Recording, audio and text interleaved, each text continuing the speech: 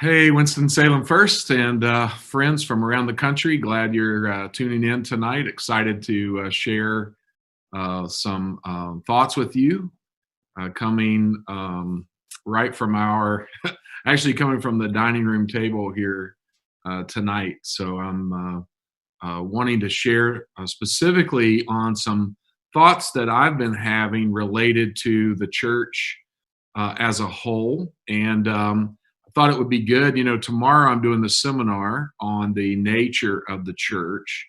So basically, examining how the church has comprised itself or organized itself, um, and or was organized by Jesus and the apostles from the first century. So I'm going to talk about that tomorrow. I don't know that it'll be incredibly exciting, but it will be informative. All of you are welcome to sign up and be a part. You can either watch it live, or if you go to the website, sign up, you'll get a link in case you miss it live, and you can replay it later. But it definitely would be for church leaders and pastors. I think we have right now more than 100 pastors that 126 have signed up for tomorrow's workshop on the nature of the church. So, but you're welcome to sign up. We haven't really made it a big deal with the congregation, but you're welcome to sign up and hear more how your pastor's thinking on that. And it is a part of some remarks that I made to the Empowered 21. If you are watching over the next few weeks, you'll see some ads come across for what they call E21 or Empowered 21, which is a global organization organizing spiritual leaders from around the world.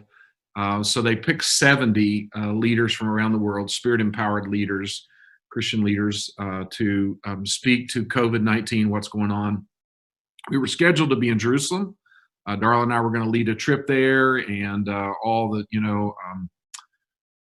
Planet Shakers, all kinds of worship teams are going to be there. Hillsong and other worship groups are going to be there, and the 70 speakers we were going to be sharing. But anyway, so I'm one of those 70, and I'm sure our team will put out information to let you know when my session will come. But I address the global.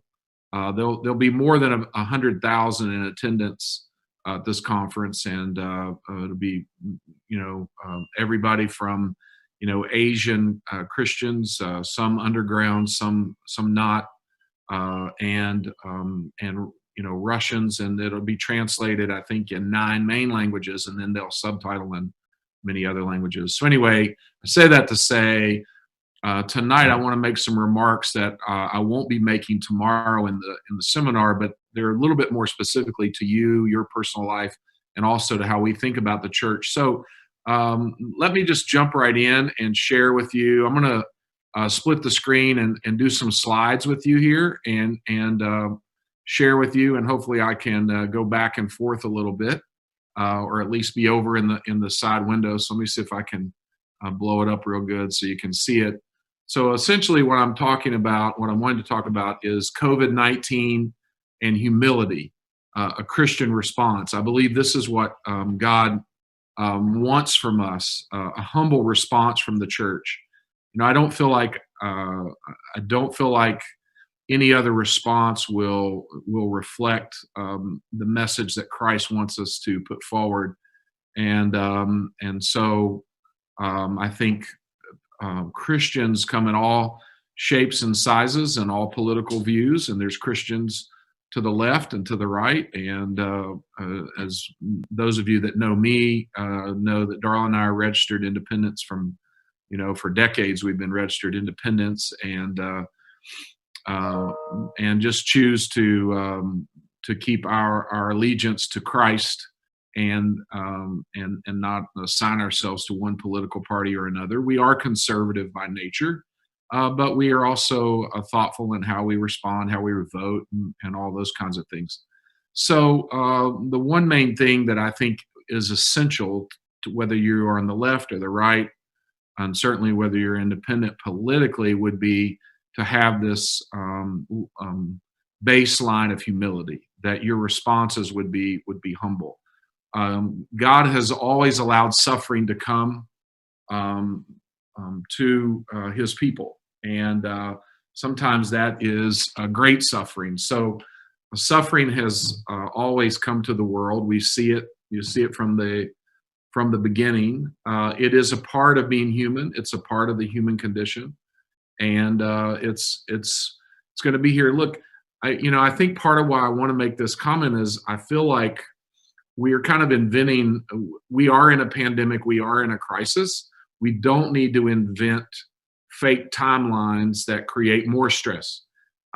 We are still very much feeling the impact of this. So, like, let's just play out a scenario. What if it's 2 more years before we come out of this? I know people don't want to talk about that and think about that.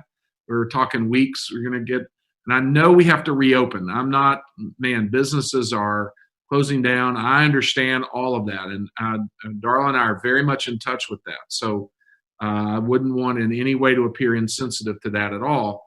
But I'm just saying, as a culture and as a globe, what if we were a couple of years away? We're always counting on science to bail us out, counting on medicine, or counting on a pill to get us out of our suffering. And I'm not sure how this one's going to go. And so I think our response needs to continue to be humble when we think about asking the Lord, praying for the Lord. The Second Chronicles 7:14 thing that we just pray. And so I think humility that. Another thought that I've had rumbling around in my head today is just there's a time for leadership and a time for followership. And I've been very just impressed with our church because even though we have so many people from different views on even on reopening and all that you're all just following mine and Darla's leadership, and I'm so very thankful and grateful for that. That you're trusting us that way. We're in phase 1 now. As each phase comes down the line, we will make decisions as we go. We're going to do some unique things this summer. I do not expect us to be open this summer for services. I don't. When I read the facts, when I do my research online and we're looking at things, I just saw today some churches that opened up and had an outbreak of infection. I'm sure you probably saw that on the news. I've known about it actually for a few weeks. Of the choir, they had a choir practice, and I think they said 50 people were infected just from one person bringing it into a choir practice. And I don't want anybody to get sick. And one of the things I'm struggling with, and I give you complete permission to disagree with me, but one of the things I'm struggling with is how we can be so vocal about being pro-life and then be so willing to put our seniors at risk, And for me, until the schools open back up, until, and Darla and I, we feel like this. I mean, we're open to moderating and adjusting depending on how many years we're looking at this situation, but it just won't feel like church unless kids can have church, unless babies can be in the nursery. It's just not going to feel like that. So one of the things that I just wanted to remind us visionary wise was that Winston-Salem First is about doing good. That's our main focus. We can still keep doing good, and we are doing good. Sunday, you blew us away. I walked through the central foyer today by myself looking at thousands and thousands of products that you non-perishable items that you brought into the church that the team will be working on.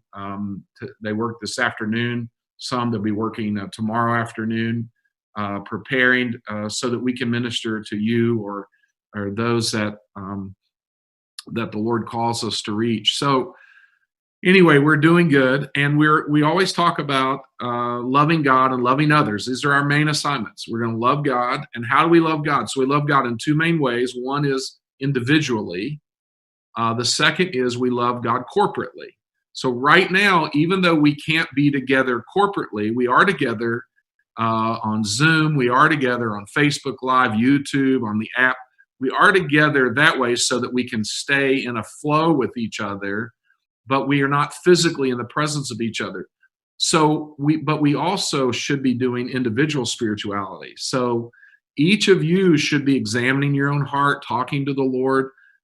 If that's not been your thing, now's the time to kick that into gear, where just realize, God's with you all through the day. He doesn't get up and move out.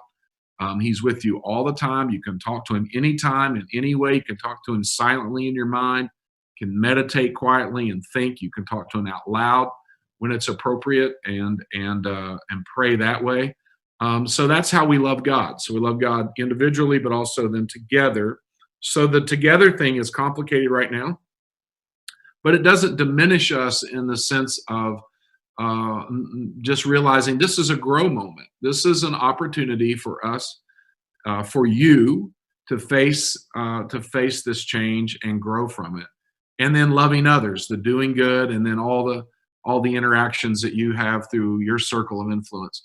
So the two things we were actually getting ready to roll out coming this summer were family and friends, of just taking our membership and thinking about it in much more simple terms, that when you come to follow Jesus Christ through Winston-Salem First Ministries and someone leads you to faith, you're a part of the family of God. And we embrace you as family. So you become family first. And then if you want to join with us on the journey and move deeper into helping us do good organizationally as a church and move forward, then that deeper friendship is a choice, and that is that membership idea, so that we are simply family and friends. And because of that, family and friends, we have leaders and followers, and we move through that together. So, I'm just trying to get our minds onto the vision of who we are as a congregation, as a church, and think about it. Thomas A. Kempis, that you heard Darla and myself talk about, from the 14th century, wrote The Imitation of Christ, and he wrote it during one of the worst periods of human history, the 14th century, where 100 million people died in Europe alone.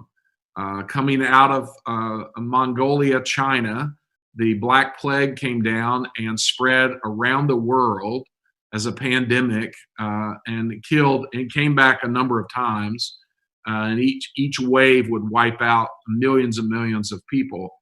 But anyway, in the middle of that, Thomas A. Kempis writes these words. He says, "Plan as you like and arrange everything as best you can, yet you will always encounter some suffering, whether you want to or not. Wherever you will always find the cross. God wants you to learn to endure troubles without comfort, to submit yourself totally to him, and to become more humble through adversity." I find it interesting that the things that Darla was talking about the last month or so was thinking about the cross, that each of us have a cross. So what kind of crosses are coming our way? Well, one of those crosses may be that we're not able to do life the same way. And a new normal is a great way of saying everything has changed. Whatever vocabulary word you want to put on it, it's possible that our world has changed forever. So we must imitate Christ's life if we are to be truly enlightened. And I think Thomas A. Kempis is writing, he's basically saying, look, you have to face this thing of pride, that pride is more dangerous to you than the Black Plague. I can't find in any of his writings where he even mentions the Black Plague. I can't find it. And maybe it's there and I've just not come across it. But he said this phrase, even though my little quote marks are turned around backwards, so stuff like that irritates me. I apologize to that. But says we must abandon all illusions of superiority. And this is my fear when we're fighting to try to get back inside the walls of our church and have services again, that we are no better than anybody else. Certainly, we are no better than people that want to go to Sam's Club and shop and all the things that you hear on the various talk shows and all that. I don't oppose any of that. I'm for all of that. That's fine. We have rights. But I also would say, and Thomas A. Kempis would remind us, we need to abandon any illusion we have of superiority. Christians are not going to be able to avoid getting the virus. Christians are going to get the virus. If you get around the virus, you you are most likely going to catch it. And we're praying and asking God to have mercy on the first responders and those that work in the hospitals and all of that. But I just think it is yeah, for as for me and this house, we're going to be really cautious and make sure that we don't contribute to the numbers that end up in the hospital. And every church is different, every situation is different. Some are out in the middle of the woods, and some are in rural places. Some are over on the beach, some are up in the mountains, and some are in urban areas. And everybody has to make their own decisions. So this in no way is criticizing any pastors or churches that want to do that. I'm just saying that for us, I think spiritually, personally, we need to make sure that we keep a humble heart in the process. That may be, let me see if there's anything else. Yeah. Learn to see yourself as God sees you and not as you see yourself in the distorted mirror of your own self-importance. This is the greatest and most useful lesson we can learn, to know ourselves for what we truly are, and to admit freely our weaknesses and failings, and to hold a humble opinion of ourselves because of them. God help us.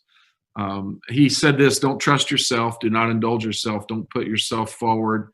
Instead, put your full trust in God, and out of love for God, yield to all the circumstances of life into which God places you. I really think, even though it's awkward to say it, God has allowed us to be right in the middle of this situation, and He's expecting us to reflect Him and to be what He wants us to. So, a couple of closing thoughts. How do we live then? Living in a plague with a Christian mind. I guess I would just say nobody knows how all of this is going to end. Higher education is being impacted dramatically. Education as a whole is being impacted. Will the kids go back to school in August? Some will, some won't. Do kids in Georgia go back, but kids in Nebraska don't go back, or vice versa? Are those kids ahead? If kids go back in the fall from Nebraska, but other states didn't go back, do those kids have a leg up when it comes to moving forward in careers when the time they're done with their schooling? I mean, everything is changing. All of these questions are being asked. How do a mom and dad help their kid go to college now when jobs are so fragile? Church has been impacted. I just don't think anybody knows how all this is going to end. I just don't think we know how it's going to end. And healthcare is impacted. And so, what I would say is that when we think about who we are as a church, when we think about ourselves and who God's called us to be as Christian, the first thing is He's called us to be humble.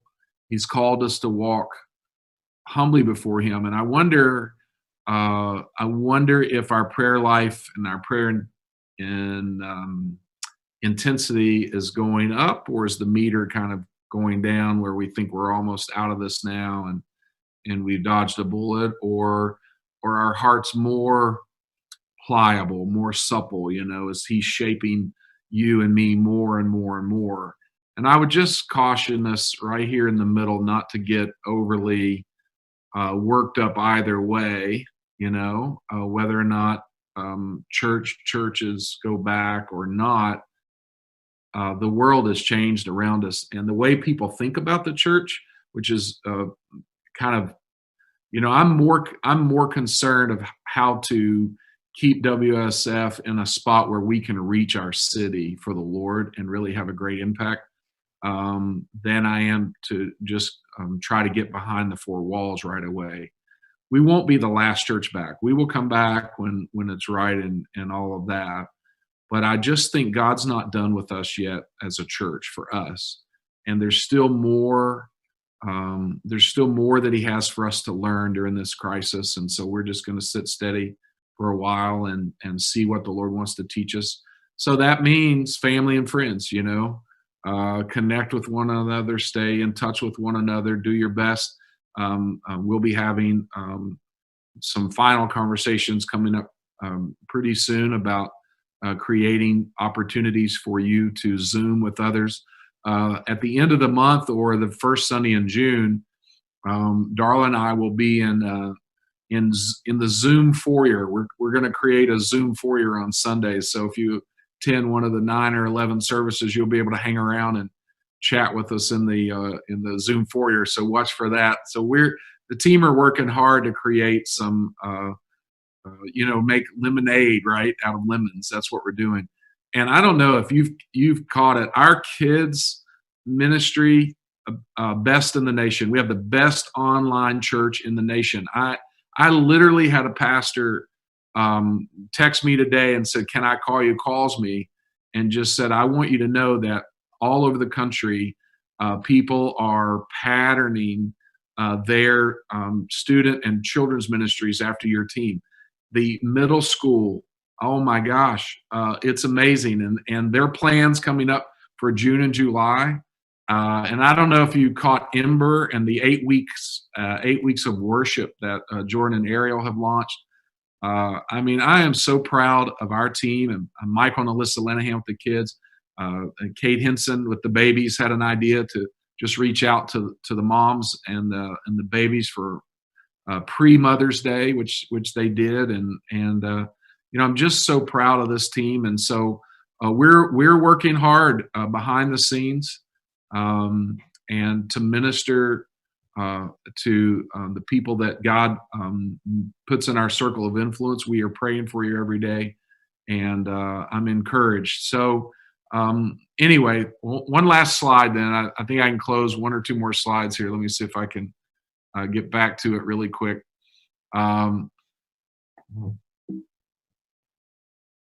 It is good for us to have trials and troubles, Thomas Gate Kempis says, for they often remind us that we ought not to hope in any worldly thing. It is good for us to sometimes to suffer contradiction, to be misjudged by men, even though we do well and mean well.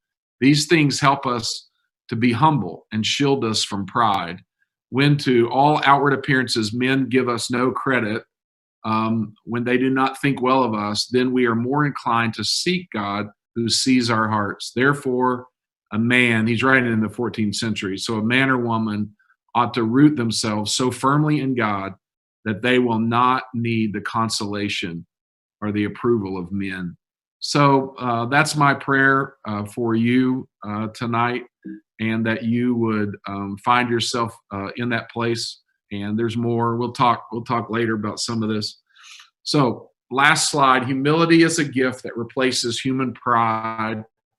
We were talking about that, and it replaces selfishness. And pain is the platform from which God transforms one's heart. We're all inconvenienced at the least, and in some cases, some are dramatically impacted, and some have even lost people. And so I say all that to say God is working to transform us wherever we are on that scale. And Darlene, I pray that God will touch your heart. We love you. We love you. We love you. Virtual hugs all the way around. Stay safe. And, let's watch and see. Let's watch and see, and let's pray for our country and pray for all of the leaders that lead us, that God would give them wisdom and help. So God bless you, everybody, and we will see you Friday night. All right. Bye-bye.